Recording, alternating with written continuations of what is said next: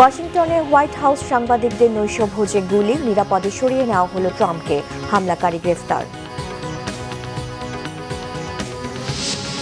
কাল যশোর যাচ্ছেন প্রধানমন্ত্রী, নেতাকর্মীদের মধ্যে উৎসবের আমেজ। উদ্বোধন করবেন মেডিকেল কলেজ হাসপাতালের ভবন নির্মাণ সহ কয়েকটি প্রকল্প। ঢাকা মহানগর ও দূরপাল্লার বাস ভাড়ার নতুন তালিকা প্রকাশ। রাজধানীতে সর্বনিম্ন ভাড়া 10 টাকা, কাটছে না জ্বালানি তেল সংকটে ভোগান্তি। দেখছিলেন ক্রাউন সিমেন্ট সংবাদ শিরোনাম, এবার বিস্তারিত। শুরুতেই আন্তর্জাতিক প্রসঙ্গ। মার্কিন প্রেসিডেন্ট ডোনাল্ড ট্রাম্পের সাথে হোয়াইট হাউস সাংবাদিকদের নৈশভোজের সময় যুক্তরাষ্ট্রের ওয়াশিংটন ডিসির একটি হোটেলের বাইরে গুলির শব্দ শোনা গেছে। এই ঘটনার পর দেশটির প্রেসিডেন্ট ডোনাল্ড ট্রাম্প, মার্কিন ফার্স্ট লেডি মেলানিয়া ট্রাম্প ও মন্ত্রিসভার গুরুত্বপূর্ণ সদস্যদের দ্রুত নিরাপদে সরিয়ে নেওয়া হয়। স্থানীয় সময় শনিবার রাতে ওয়াশিংটন হিলটন হোটেলের বাইরে 7 থেকে 8 বার গুলির শব্দ শোনা যায়। বিকট শব্দের পর সিক্রেট সার্ভিসের সদস্যরা নৈশভোজের স্থানে অবস্থান নেন। এই সময় উপস্থিত অতিথিদের টেবিলের নিচে আশ্রয় নিতে দেখা যায়। এই ঘটনায় এক বন্দুকধারীকে আটক করেছে মার্কিন সিক্রেট এজেন্টরা। সামাজিক মাধ্যম ট্রুথ সোশ্যালের এক পোস্টে এ তথ্য জানিয়েছেন খোদ ডোনাল্ড ট্রাম্প। ফার্স্ট লেডি ও মন্ত্রিসভার সদস্যরা সবাই নিরাপদ আছেন বলেও নিশ্চিত করেছেন। হামলার পর এক সংবাদ সম্মেলনে ট্রাম্প দাবি করেন, হামলাকারী হত্যার উদ্দেশ্য নিয়ে এসেছিল, তার কাছে একাধিক অস্ত্র ছিল, তবে হামলার সাথে ইরানের কোনো যোগসূত্র নেই বলে জানিয়েছেন ট্রাম্প। বন্দুকধারী হামলাকারীর ছবি প্রকাশ করেছে মার্কিন সিক্রেট এজেন্টরা। এ ঘটনায় সিক্রেট এজেন্ট ও স্থানীয় আইন প্রয়োগকারীদের সাহসিকতার প্রশংসা করেছেন ট্রাম্প। কাল যশোর যাচ্ছেন প্রধানমন্ত্রী তারেক রহমান। তাকে স্বাগত জানাতে চলছে প্রস্তুতি। সফরে উলাসী খালের পুনঃখনন এবং যশোর মেডিকেল কলেজের 500 শয্যা হাসপাতালের ভবন নির্মাণ উদ্বোধন করবেন প্রধানমন্ত্রী। এবারে সফরে শিক্ষা, সংস্কৃতি ও ক্রীড়া প্রতিষ্ঠান, যশোর ইনস্টিটিউট, পাবলিক লাইব্রেরি পরিদর্শন করবেন প্রধানমন্ত্রী তারেক রহমান। এছাড়াও যশোর ঈদগাহে জেলা বিএনপির আয়োজনে জনসভায় যোগ দেবেন তিনি। প্রধানমন্ত্রীর আগমনকে স্মরণীয় করে রাখতে এবং সমাবেশ সফল করতে জেলা বিএনপির উদ্যোগে চলছে ব্যাপক কর্মযজ্ঞ। জেলা জুড়ে সভা, মিছিল, লিফলেট বিতরণ সহ নানা কর্মসূচির আয়োজন করেছেন নেতাকর্মীরা। সমাবেশের স্থল ঈদগাহ ময়দান ও এর আশেপাশের এলাকায় লক্ষাধিক মানুষের সমাগম ঘটবে বলে প্রত্যাশা স্থানীয় নেতাদের। জ্বালানি তেলের দাম বাড়ায় পরিবহন ভাড়াও বাড়ানো হয়েছে। শনিবার রাতে ঢাকা ও চট্টগ্রাম মহানগর এবং ঢাকার আশেপাশের জেলার সঙ্গে আন্তঃজেলা ও দূরপাল্লার বাস ভাড়ার তালিকা প্রকাশ করেছে বাংলাদেশ সড়ক পরিবহন কর্তৃপক্ষ। নতুন তালিকা অনুযায়ী রাজধানীতে সর্বনিম্ন ভাড়া 10 টাকা নির্ধারণ করা হয়েছে। একই সঙ্গে ঢাকা ও চট্টগ্রাম রুটেও পুনর্নির্ধারিত ভাড়ার তালিকা প্রকাশ করেছে বিআরটিএ। নতুন তালিকা অনুযায়ী ঢাকা চট্টগ্রামের 51 আসনের বাস ভাড়া নির্ধারণ করা হয়েছে 552 টাকা এবং 40 আসনের ভাড়া 704 টাকা। ঢাকা কক্সবাজার রুটে 51 আসনের ভাড়া 900 টাকা এবং 40 আসনের ভাড়া 1147 টাকা। এদিকে ঢাকা সায়দাবাদ থেকে সিলেট রুটে 51 সিটের ভাড়া 580 টাকা এবং 40 আসনের ভাড়া 740 টাকা নির্ধারণ করা হয়েছে। প্রকাশিত নতুন এই তালিকা অনুযায়ী সায়দাবাদ থেকে বরিশাল রুটে 51 আসনের বাস ভাড়া 464 টাকা এবং 40 আসনের ভাড়া নির্ধারণ করা হয়েছে 592 টাকা। আর খুলনা রুটের 51 আসনের ভাড়া নির্ধারণ করা হয়েছে 541 টাকা এবং 40 আসনের 690 টাকা। তবে গ্যাস চালিত বাসের ক্ষেত্রে নতুন ভাড়া কার্যকর হবে না বলে জানিয়েছে বিআরটিএ। রাজধানীতে জ্বালানি তেলের সরবরাহ এখনও স্বাভাবিক হয়নি।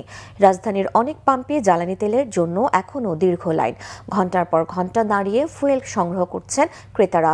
দিনে 5 থেকে 6 ঘন্টা নষ্ট হচ্ছে জ্বালানি তেল পেতে। এদিকে সরবরাহ না থাকায় বন্ধ রয়েছে অনেক পাম্প। ভোগান্তি শেষ কবে বলতে পারছেন না কেউই। তবে সব পাম্প চালু থাকলে এই লাইন কমে আসবে বলে মনে করছেন পাম্প কর্তৃপক্ষ। দ্রুতই সমস্যার সমাধান হবে বলে আশাবাদী অনেকে। দর্শক, রাজধানীর মহাখালী এলাকায় আছেন সহকর্মী নাবিল জাহাঙ্গীর। সরাসরি যুক্ত হচ্ছি তার সাথে।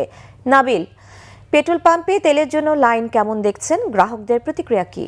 সাবরিনা, পেট্রোল সংগ্রহে, জ্বালানি সংগ্রহে যে দীর্ঘ লাইন ছিল রাজধানীতে, সেটির দৃশ্য কিন্তু আসলে পাল্টাতে শুরু করেছে। আজকে আমরা রাজধানীর বিভিন্ন পেট্রোল পাম্প ঘুরে যেটি দেখতে পেয়েছি, যে জ্বালানি সংগ্রহের যে দীর্ঘ লাইন সেটি কমে এসেছে এবং আমরা দেখেছি যে এখন কিন্তু অনেকেই আসলে 30 থেকে 45 মিনিটের মধ্যেই তারা লাইনের দাঁড়িয়ে পেট্রোল সংগ্রহ করতে পারছেন। আমরা এখন মহাখালীর ইউরেকা পেট্রোল পাম্পে রয়েছে এবং সেখানে কিন্তু 30 থেকে 35 মিনিটের মধ্যেই গ্রাহকরা তেল পাচ্ছেন। আমরা পাম্পের যিনি ম্যানেজার রয়েছেন তার কাছে জানতে চাইবো এই যে দীর্ঘ লাইন কমে এসেছে এর কারণটা আসলে কি? কারণটা হলো গত বুধবার থেকে আমাদের স্বাভাবিক সাপ্লাই বাড়াই দিছে প্রত্যেকটা ডিপো, এরপর থেকেই আপনার লাইনটা কমে গেছে। আগে কত লিটার পেতেন, এখন কত লিটার? আগে আমরা সংকট শুরু হওয়ার পর থেকে 9,000 লিটার পেতাম প্রতিদিন, এখন আমাদেরকে 13,500 লিটার করে দিচ্ছে।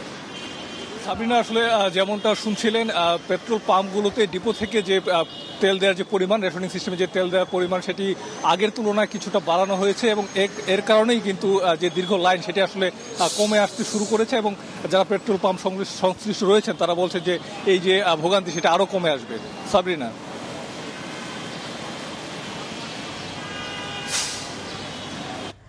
ঝালকাঠিতে 2 বছর ধরে কার্যক্রম বন্ধ রয়েছে জ্বালানি তেল সরবরাহকারী যমুনা ডিপোর, যেখানে অবিকৃত পড়ে আছে 75,000 লিটার ডিজেল। দেশের তেল সংকটের এই পরিস্থিতিতে যা বেশ সহায়ক হিসেবে কাজ করত, কিন্তু কর্তৃপক্ষের অবহেলায় দক্ষিণাঞ্চলের একমাত্র ভাসমান এই বার্জ ডিপোটি কোনো কাজেই আসছে না। ঝালকাঠি প্রতিনিধি মোহাম্মদ মাসউদুল আলমের পাঠানো তথ্যছবিতে দেখুন ডেস্ক রিপোর্ট।